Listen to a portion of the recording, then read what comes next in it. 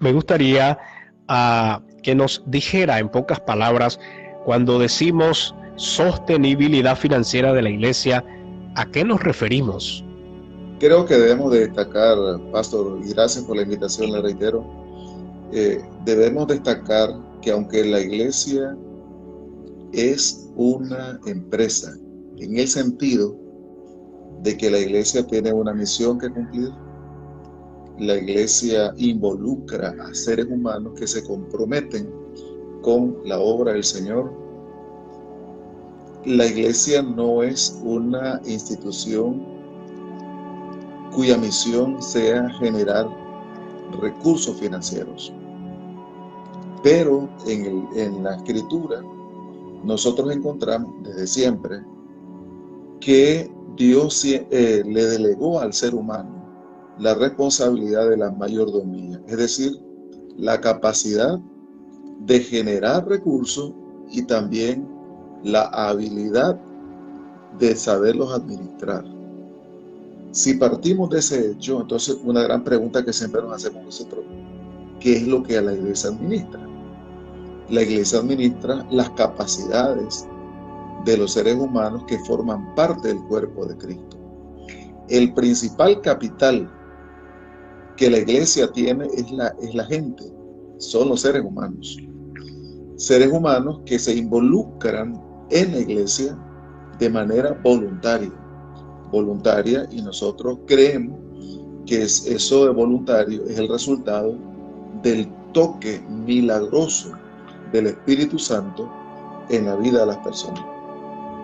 Dicho esto, entonces la iglesia, como tiene seres humanos, requiere generar condiciones para que esos seres humanos, niños, jóvenes, hombres y mujeres, puedan desarrollar el culto a Dios, la adoración al Señor. Pero además de eso, proyectarse a la comunidad, sirviendo a la comunidad.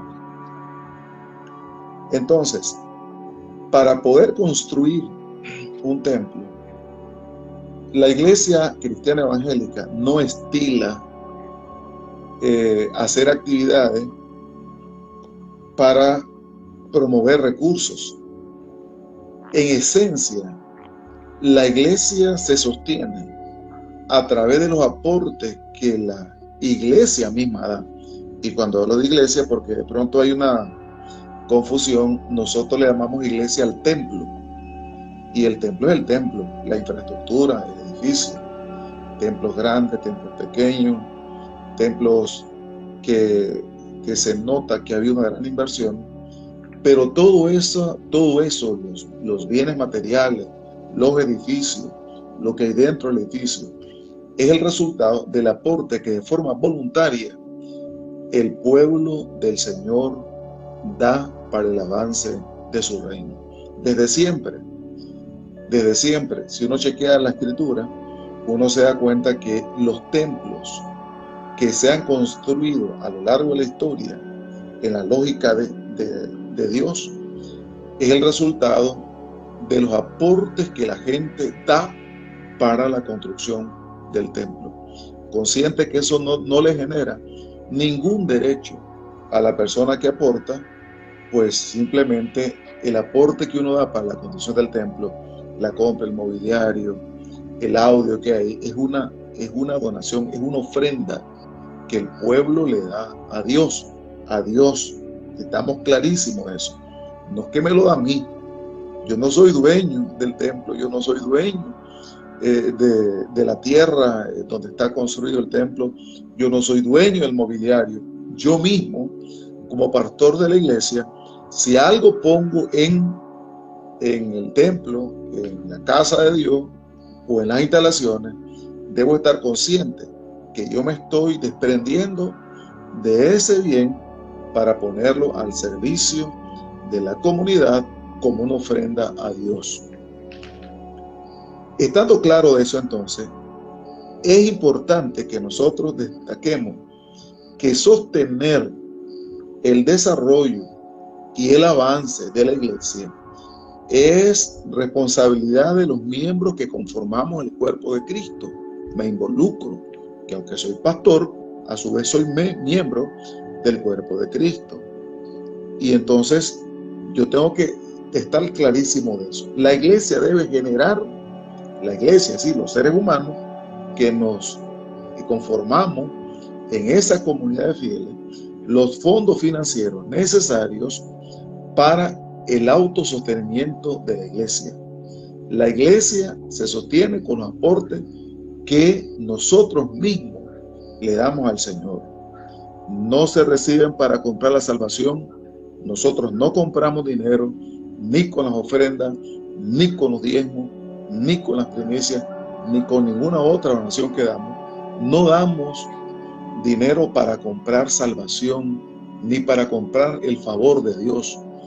Todo lo que nosotros tenemos, incluyendo la salvación, es un regalo de Dios.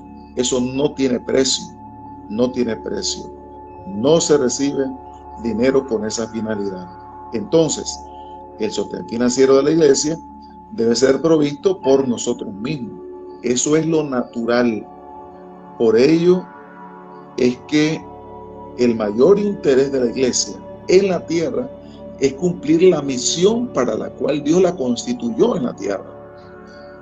Pastor Lester y hermanos que nos ven y nos oyen, figúrense que ni siquiera la misión de la iglesia es construir templos. Así El es. templo no es un fin. El templo no es un fin. No compramos tierra como un fin, como una manera de justificar los recursos que el pueblo le da a Dios. No. Compramos una propiedad en virtud de la necesidad que genera la adoración a Dios, el que el pueblo del Señor se reúna en las mejores condiciones posibles, y los recursos también sirven para la expansión del reino del Señor, que eso tiene que ver con la proclamación del Evangelio, el Evangelio de salvación. Y para poder proclamar el Evangelio, por ejemplo, usted se mueve de Managua a León, usted quiere establecer una iglesia de La Paz Centro, en León o en Managua o en cualquier otro punto de la tierra. Tiene que movilizarse en el transporte colectivo o en el privado. Para poder hacerlo, usted necesita combustible. Usted es ser humano y necesita comer. Entonces, Claro. esos recursos, ¿quién los provee? Los provee la iglesia, los provee el pueblo del Señor. Y por otro lado, cuando nosotros chequeamos las iglesias que se establecieron en el Nuevo Testamento, las iglesias que fundó el apóstol Pablo, por ejemplo, desarrollaban un esfuerzo cooperativo, una iglesia establecida respaldando el surgimiento de una nueva iglesia. Y a la vez los recursos que la iglesia provee en términos de diezmo y ofrenda también sirven para respaldarse mutuamente la comunidad de fieles y aún ayudar a los que no conocen a Cristo Jesús. Ahora mismo, pastor, recuerdo una de las frases muy famosas, y es que el evangelio es gratuito. Eso está dicho por el Señor. La salvación no se compra, es un regalo. Pero los medios para llevar este evangelio no son gratuitos. El hecho de que nosotros seamos predicadores, pastores, maestros, evangelistas, y llevemos un buen mensaje de salvación, el transporte te va a cobrar. El dinero siempre tiene que pagarse, porque el medio para llevarse este evangelio glorioso no es gratuito. Y me gustaba lo que el pastor nos decía acerca de que los mismos miembros somos los que proveemos los fondos a la iglesia. Y es bueno recalcar esto, pastor, porque muchos están esperanzados a donaciones externas, están esperanzados a que venga quizás el gobierno, quizás otra institución, y te quiera cubrir los gastos que se tienen fijos en una iglesia. Y por esa razón debo decir que los gastos, el sostenimiento financiero en general, siempre ha sido y siempre será provisto por la iglesia misma. cada miembro, incluyendo al pastor. Esto es importante. Usted decía, pastor, me incluyo yo. Es que muchas personas no saben, pero los que más invierten en una iglesia son los pastores.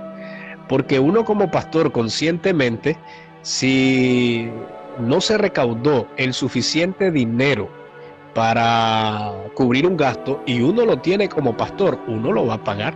Y me ha pasado muchas ocasiones. Y yo sé que a muchos pastores les ha pasado que de repente no recaudaron el dinero que tenían que recaudar en una dicha actividad y le tocó al pastor suplir esa necesidad.